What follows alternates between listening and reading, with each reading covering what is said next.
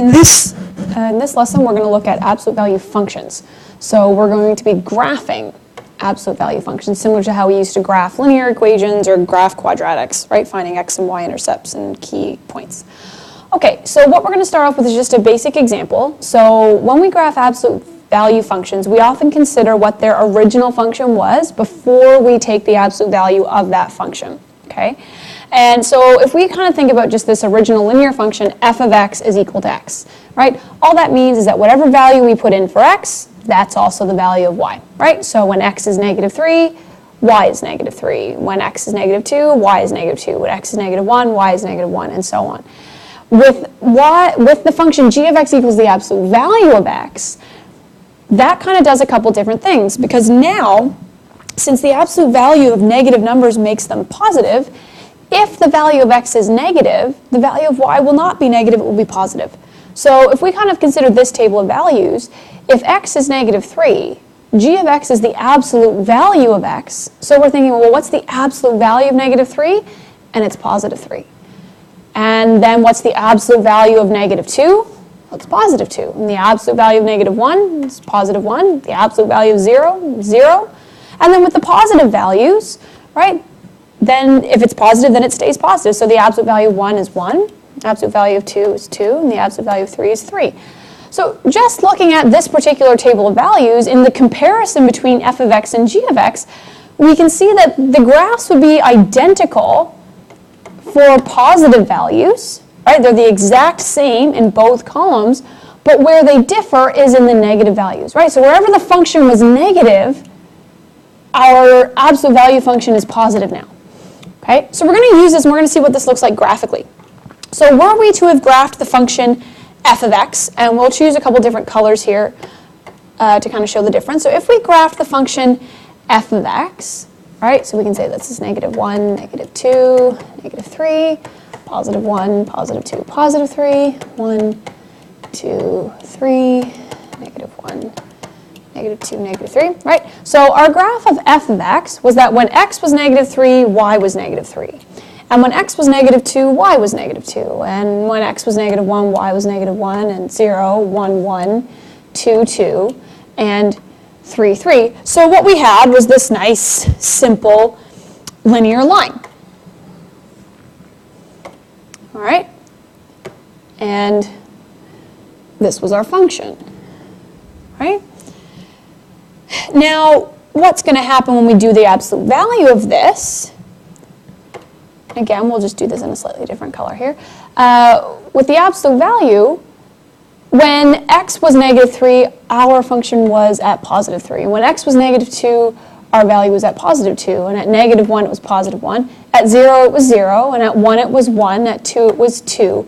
And at 3, it was 3. So if we were to connect this, we end up with a function that looks very much like a v.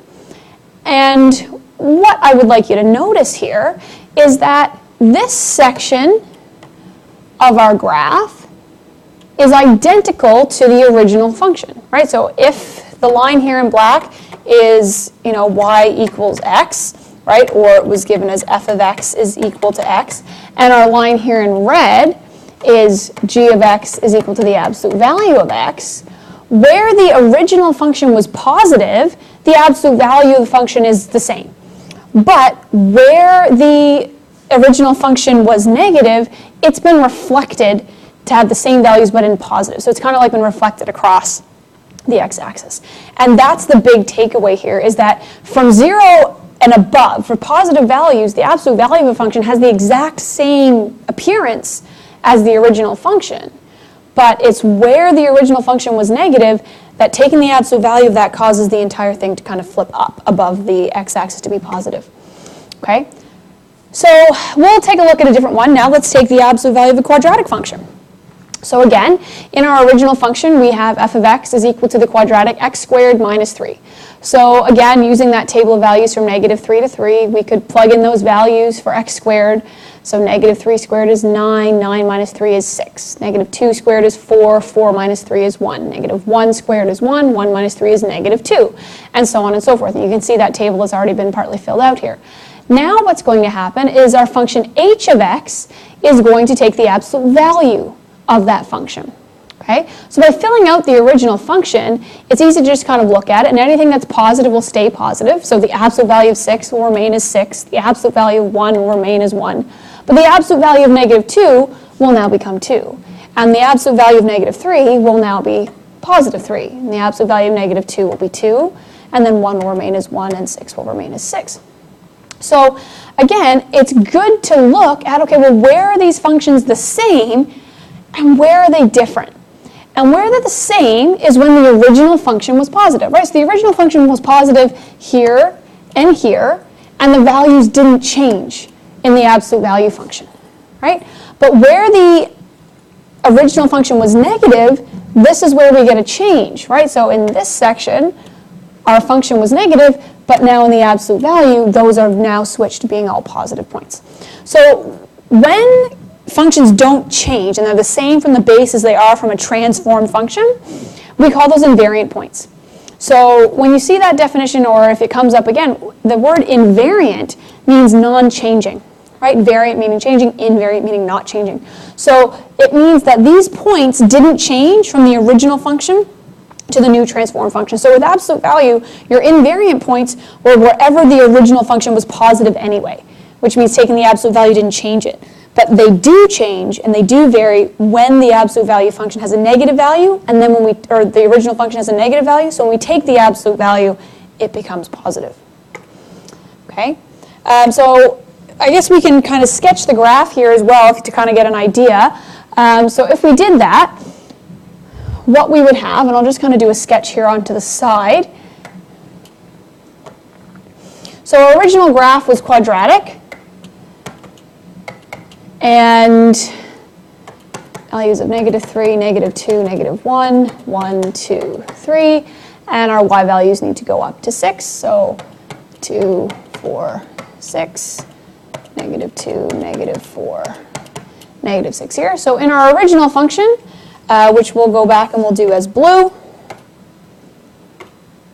right?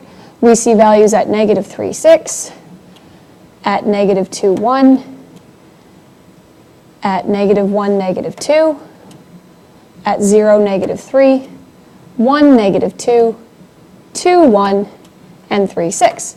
Right, so this is our parabola. All right, that's our original function f of x. Now, if we go and take a look at what our absolute value function looked like, and we'll do this in black, right? We can do the same thing. At negative 3, we were at 6. At negative 2, we're at 1. At negative 1, we're actually at positive 2. At 0, we're actually at positive 3. At 1, we're at positive 2. At 2, we're at 1. And at 3, we're at 6. So where the function was positive remains the same, and it's only where it's negative does the thing kind of get flipped up. Okay, so right up until the x-axis, we'll keep the original function the same, but the second we hit the x-axis, it's almost like that's that boundary, and we're just going to bounce back, and we're only going to stay in the positive region, right? So you'll see that kind of direct reflection in the lines there. Okay, so with using the definition of the absolute value, which we saw in the last lesson, that's kind of how we define what the function looks like. The function is basically looked at in two different pieces, which is called a piecewise function. Okay, so with the linear one, if we kind of go back to that example, right, there were two distinct pieces. There was this piece here, and then there was this piece here, right? Where one is the equation y equals x, and the other one is y equals negative x, right? With the quadratic, again, there's two pieces. There's the piece that seems to exist that would have been the exact same function, but then there's this little piece that was kind of flipped up, right? So it's been reflected across the x-axis. So how the function actually gets defined with its two pieces is you say, okay, well, the original function is the same as long as it's positive, right? And it's the negative version of that where it's negative, okay? So that's kind of what's happening there. So for instance, with that last example, our function was given to us as, well, the absolute value of, which is the h of x, was the absolute value of x squared minus 3. So if we're going to define that, we can define it into two pieces, where we're saying, okay, well, the first piece was we still use the value of x squared minus 3, right? And that was for when the function was positive, okay? But our second piece, that concave down section of the parabola, is the negative x squared minus 3, right? Which if you expanded that out, you'd see that you'd get a y-intercept of a positive 3, and it would be a negative x squared value, so it would be concave down, right? So that's kind of how we're defining these functions, and you can kind of say, well, I'm going to draw this graph as long as it's positive, but I'm going to draw this graph when the values are made negative, right? And it's not, like in this example here, it's particularly when the x values are positive and negative, but with each function you kind of need to look at, well, where is it 0, right? Where are the x-intercepts, and that's where it's going to flip, okay? So let's take a look at this one. So consider the absolute value function, y equals the absolute value of 2x minus 3. First thing we're going to do is try and find the y and the x-intercepts, and we do this the same way we've always done it, which is if we're trying to find the y-intercept, we set x equal to 0, right? So that's going to be y is equal to the absolute value of 2 times 0 minus 3, right? So we do what's inside the absolute value signs. 2 times 0 is 0. 0 minus 3 would be negative 3, but because it's the absolute value function, it's just 3. So our y-intercept on our absolute value function is going to be the point 0, 3. The x-intercept, again, same kind of thing. The x-intercept is when y equals 0. So 0 is equal to the absolute value of 2x minus 3. Well, then how do we get rid of these absolute value signs? Well, what's nice about this particular example is that we're dealing with when it equals 0. And 0 doesn't have a positive or a negative value attached to it. It's just 0. It's its own thing. So as long as what's inside the absolute value signs ends up giving me 0, the absolute value of that will remain as 0. So in this case, we can just kind of assume, okay, well, the only way that the absolute value of something will be 0 is if what's inside the absolute value signs is equal to 0. And then we can just solve this as it's a linear equation, bring the 3 over, and divide by 2. So our x-intercept now is that 3 over 2 and 0. Okay? So again, what we can do now is sketch the graph. So we have two pieces. We have the y-intercept. We have the x-intercept at 0, 3. Okay? So we'll say 1, 2, 3. So there's my y-intercept that I'm interested in. My x-intercept is at 3 over 2, or 1.5, so that will be here.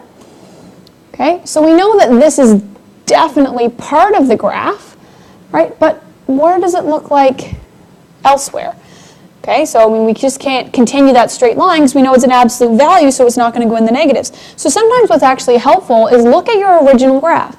The original graph was 2x minus 3. So maybe in a separate color, we say, okay, well, let's just sketch the graph of y equals 2x minus 3. What would that look like? Okay, not the absolute value. What would just the original graph look like? Well, that would be a linear equation with a y-intercept of negative 3, so negative 1, negative 2, negative 3 down here, and a slope of 2, so up 2 over 1, up 2 over 1, up 2 over 1, right? So the original graph of y equals 2x minus 3 would look like that. Now, when we take the absolute value, the stuff that's positive will remain as positive, but the stuff that's negative is going to flip up. So already we're kind of seeing that with those points that we drew at 3 and 1.5, that's already the flipped up portion. And the rest of it is just that equation there. Okay? So this is in red. This is y equals the absolute value of 2x minus 3. So one of the strategies that you can use to graph absolute value functions is graph the original function that's inside the absolute value signs. Keep the stuff that's above the x-axis, keep the stuff that's positive, positive, and whatever the other one is make it negative, right? Or like flip it up across the x-axis, right? As a perfect reflection. Okay, the next thing they've asked us to do with this, though, is now state the domain and range, right? Like we do with most functions. So if we want to talk about domain and range here, domain is possible values of x of the function, and we have no restrictions on our x values, right? If we look at that absolute value function, it's going to extend infinitely to the right and infinitely to the left. So our domain for this would be, in fact, any real number, right? However, our range is significantly different. the range of this absolute value function is only positive values. So our range is now listed as y is greater than or equal to 0. 0 is valid, right? It does hit that x-axis and that does have an x-intercept, but then it only goes up. So our range is only positive with these overall absolute value functions. This last part is talking about stating it as a piecewise function. Okay? So again, when we talk about a piecewise function with absolute value, using the definition, since we have that y is equal to the absolute value of 2x minus 3, that means there's two equations that we're essentially graphing. We are graphing the function 2x minus 3, but only when x is larger than that x-intercept. Right? In this case, when x is bigger than 3 over 2. Right? Look at your graph again. Right? The original function of 2x minus 3 maps only when the x values are larger than 3 over 2. Okay? And the other equation that we were drawing is very similar, right? So again, if we look at that, this is still a linear line, but it has a y-intercept of positive 3 and a slope of negative 2, which is essentially just saying, take that original function and multiply it by negative 1. Right? So like negative 2x minus 3, and do that when x is less than 3 over 2, right? So I mean, again, you could expand this out a little bit and rewrite it as, okay, well, y is going to equal 2x minus 3 when x is greater than or equal to 3 over 2, but it's going to equal negative 2x plus 3 when x is smaller than 3 over 2.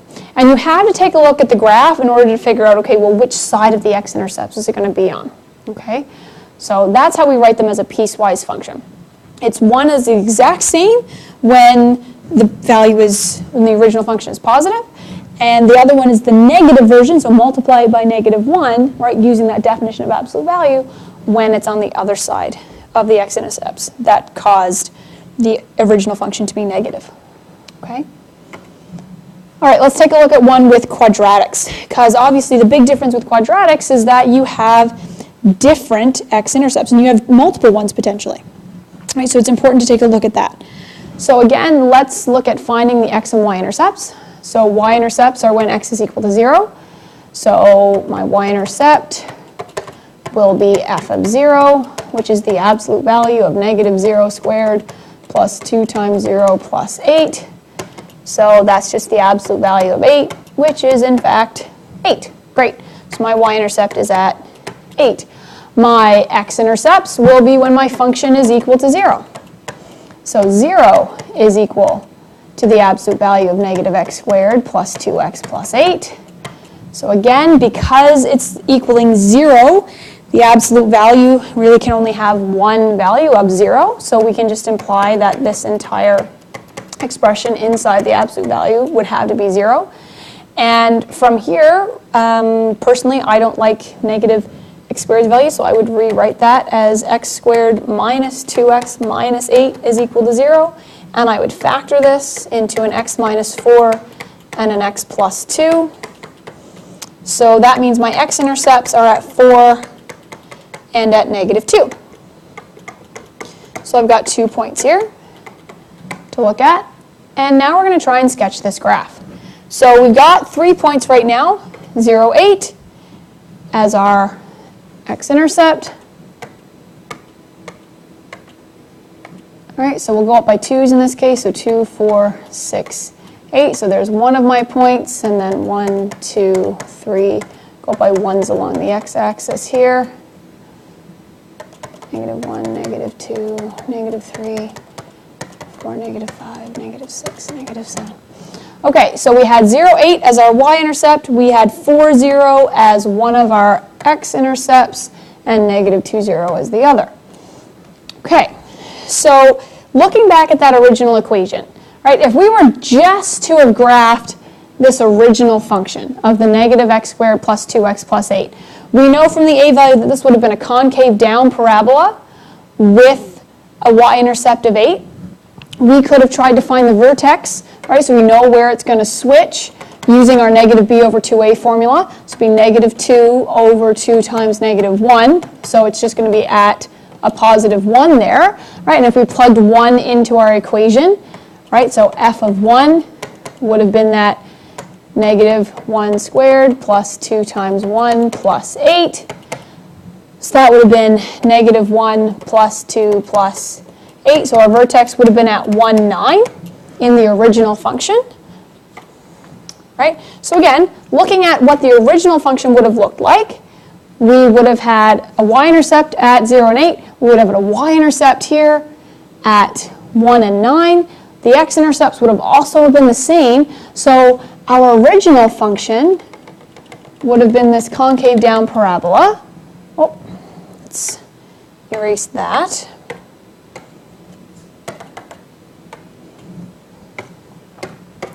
Okay, so our original function is this concave down parabola that would have looked something like this. But because we're dealing with the absolute value of that, we only need the positive value. So the invariant points would have been everywhere that was positive. So this is still good, right?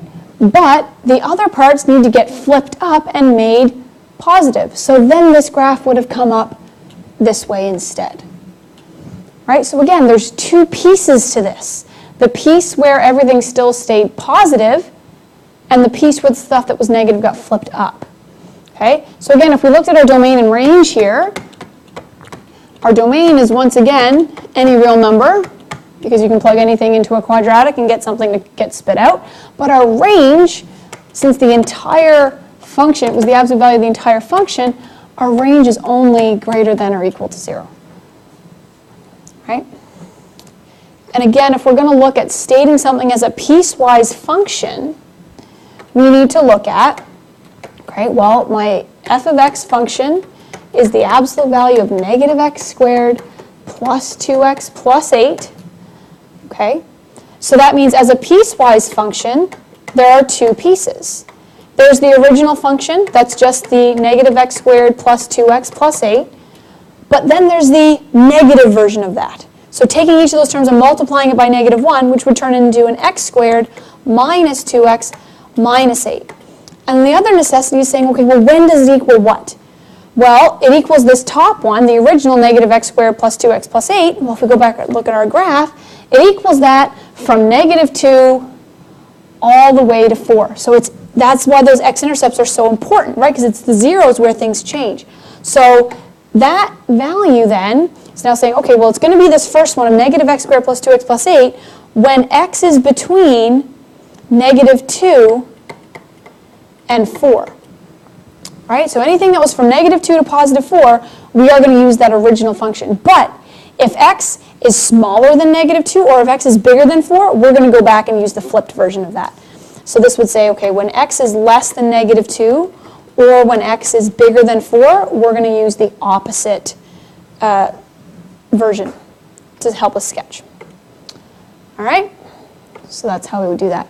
So again, if you've got an appearance, like if you have a graph already given to you, it's quite easy to graph the absolute value of it because you just keep anything that's positive the same, but the negative part you just kind of reflect up.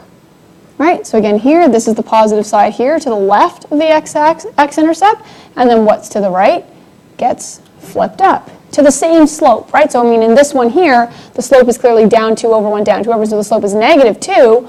So when I flip it up here, the slope will be positive 2 of up 2 over 1, up 2 over 1, right? So you want to try and keep it the same appearance and slopes here, right? So and then C here, this one would be the same this way. And this one appears to have a slope of 3, right? It's 3 over 1. So when I go over this way, I'm going to flip this section up, but it's going to go up 3 over 1 to the left and be a negative version of that, right? Because you do want it to be in proportion and not just randomly arbitrary, okay? Same thing with the parabolas here, right? So like here, in this first one in A, this section would be the same, but this section would get flipped up, right? And this vertex at negative 1 would flip up to a positive 1, and then you'd see that little curve in between, right? In this case, it's this curve part that stays the same, but then these ends would then flip up, right? So you can see that this point would be at like 3, negative 4, so I'll put it at 3, positive 4 to come up this way. This was at negative 2, negative 4, so it would be negative 2, positive 4 that way. And look, like that. right? Then here in C, same kind of thing, go down to the x-intercepts. That's where it's the same. This gets flipped up. So this vertex at -3, -4 will flip to -3, +4. And you'll see that in your graph. Okay, so you are just keeping the positive values the same and flipping the negative version. Okay, and then these are some more practice questions for you to take a look at finding x and y intercepts, stating domain and range, and getting comfortable and familiar with trying to graph these absolute value functions in terms of like stating them as piecewise functions, where they're one, where they're the other.